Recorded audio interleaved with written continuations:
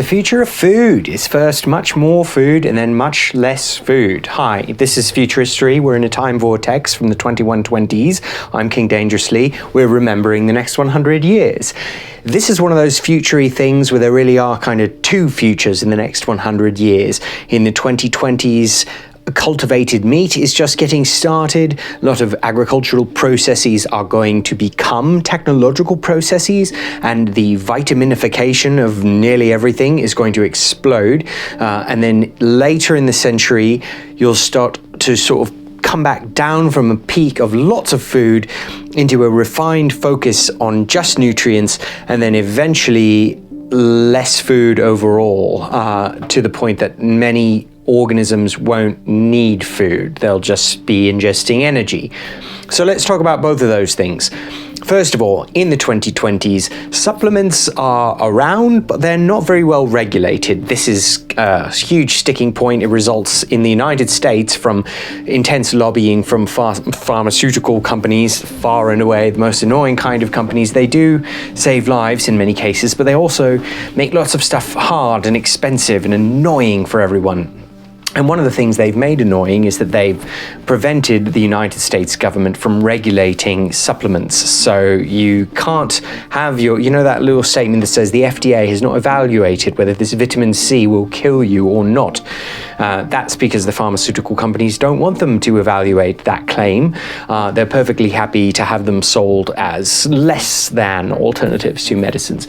So that doesn't get rectified at a state level for a long time. What you get instead is clever independent boards that can sort of do their own rigorous objective science about supplements. Nutrition is a very, very complicated subject. That's why you hear so many contradictory pieces of advice about it.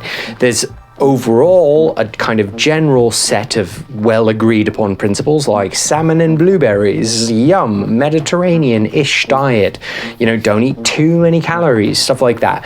But then when you get into the finer points of like, is butter good for you? Salt gonna kill you? Do you need those electrolytes and those fats? It gets very complicated, and one of the reasons it gets complicated is that DNA, of course, is so what you might call personal. Varies wildly from person to person. So the complexity of the interactions of the different molecules from different kinds of food with the different molecules in different kinds of people is humongous. And what it takes to sort through that is, are you ready? It's AI. You need big, complex thinking systems to figure out what kind of nutrition is going to be good for everybody, what kind of nutritions are best for certain kinds of people, what exact genetic profiles match up best with what kinds of supplements. So the answer to just like the simple question of what should I eat is still fairly far off in the early 2020s, but it's coming. There is an answer on the horizon. So in the 2030s, you've got a much better sense of that. People have got like a little more dialed in on just like their personal diet, what's good, what's not good for them. We're much quicker to identify celiac disease and like gluten intolerance and lots of other peanut allergies, or like all the different variations in human dietary needs are much easier to identify, and some smart wearable tech is very helpful with that as well. So in the 30s, personal diet becomes much easier to handle. A similar track that's going along with this is the nutrification of everything. So as more foods become less sort of like organically, naturally, old school produced and more technologically new school produced, the process of adding nutrients and some of those supplements that we talked about becomes easier, and in accordance with the new policies of nutrition science, this allows tech companies that sort of eat food companies and food companies that become tech companies to do a better job at increasing the nutritional value of whatever it is you're eating, from the garbage little cheesy snacks to the yummy cultivated steaks to even broccoli florets. And along with this, you've got the genetic modification revolution, which allows you to actually tinker with the underlying code of these vegetables and make them even healthier. So you're beefing up, so to speak, the value of your food. You're refining your understanding of what exact values you want to increase for what kinds of people and at what points in their lives. And as a result, you're getting like a vastly healthier landscape of food.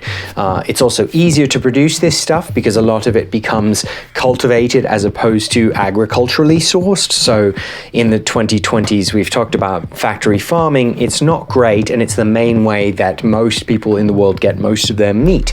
That feels really old school to me from the 2120s, when meat is nearly entirely a cultivated process. It's one of those things that people in my era can sort of borderline not believe that was happening in the 2020s. Like, yeah, you were killing millions of animals, just like keeping them in cages the whole.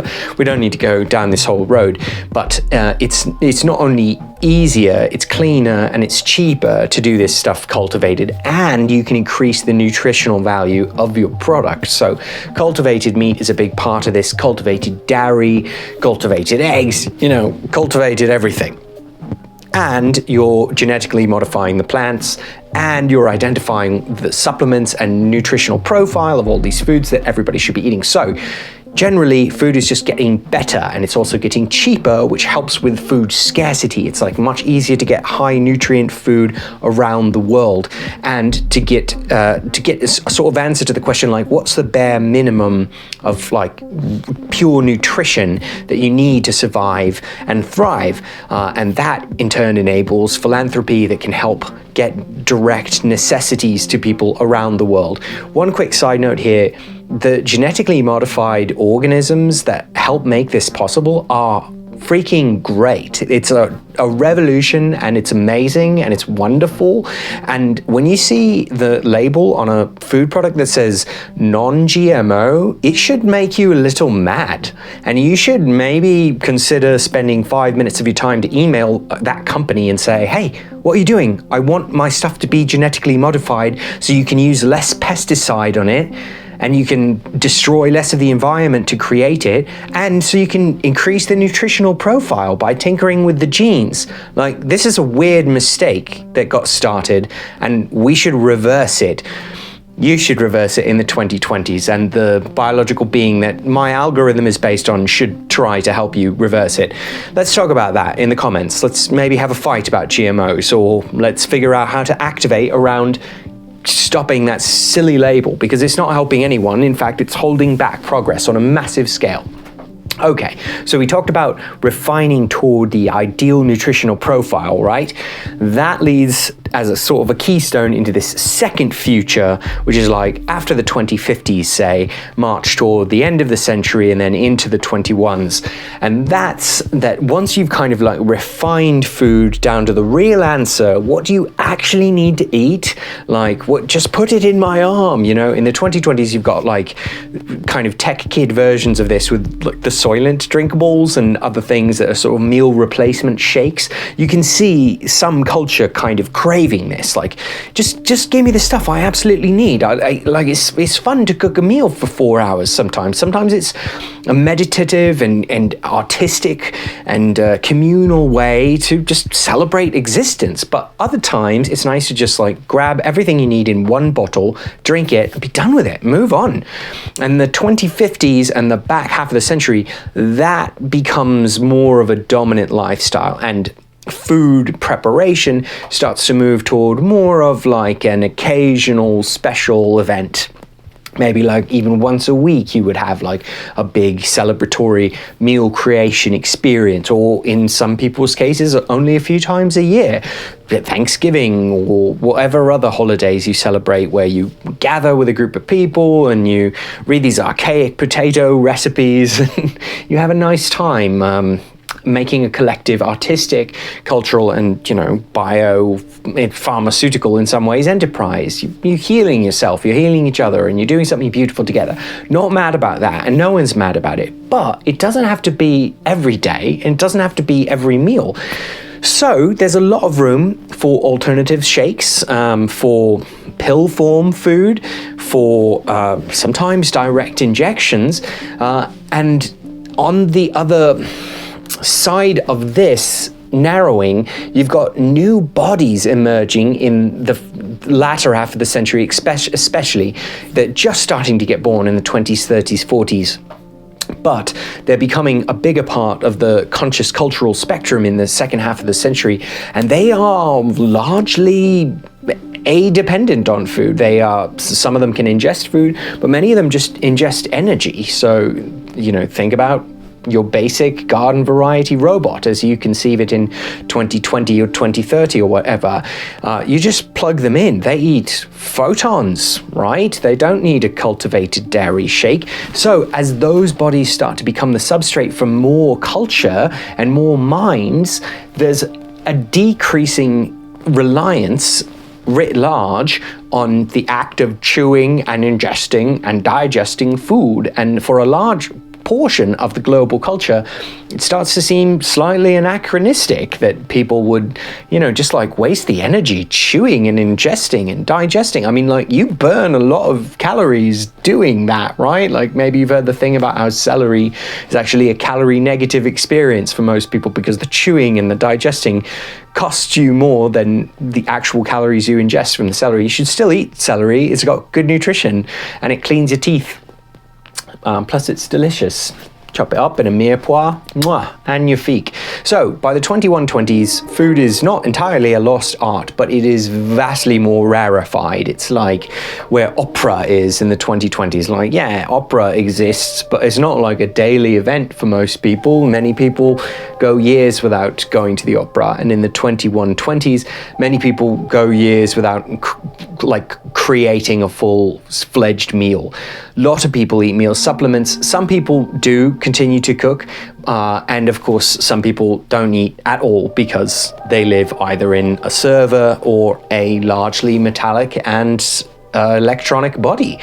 So you got two big futures there. One, food getting much better, more nutritious, more plentiful, and you should be mad about the non-GMO movement because it's standing in the way of some of that progress. And you should cheer on the advances in AI that make personal nutrition more accessible for everyone. Then on the back half of the century, you got a narrowing of food interests down to a refined sort of quasi-archaic cultural art. All right, that's enough. Are you hungry? Maybe popcorn. It's a good low-calorie treat. Try some nutritional yeast. Excellent popcorn topper. Okay, future bye.